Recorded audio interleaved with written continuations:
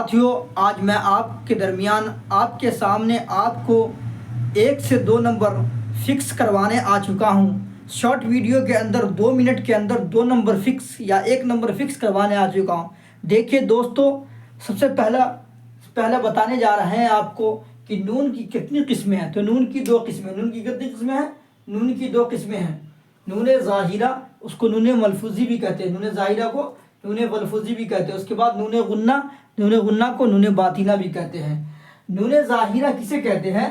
تو وہ نون ہے، نون ظاہرہ وہ نون ہے جو صاف صاف پڑھا جائے، جیسے آن، بان، شان۔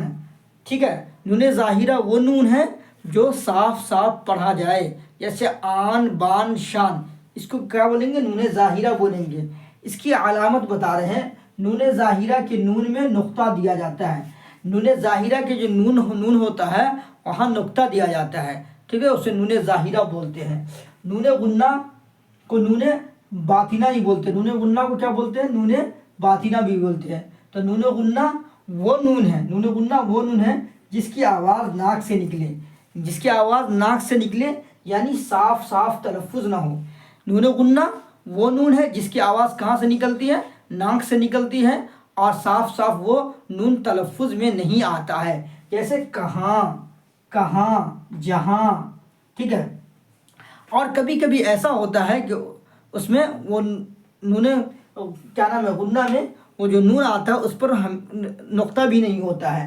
نوٹ، نون غنہ کو نون خفی یا نون غیر ملفوظی بھی کہتے ہیں۔ نون غنہ کو کیا کہتے ہیں؟ نون غنہ کو نون خفی یا نون غیر ملفوظی بھی کہتے ہیں۔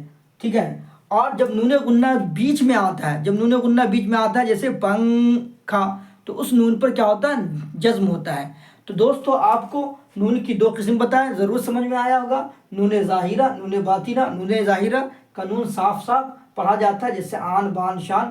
نون غنہ کا نون جس کی آواز ناک سے نکلتی ہے اور وہ صاف صاف تلفظ میں نہیں ہوتا ہے۔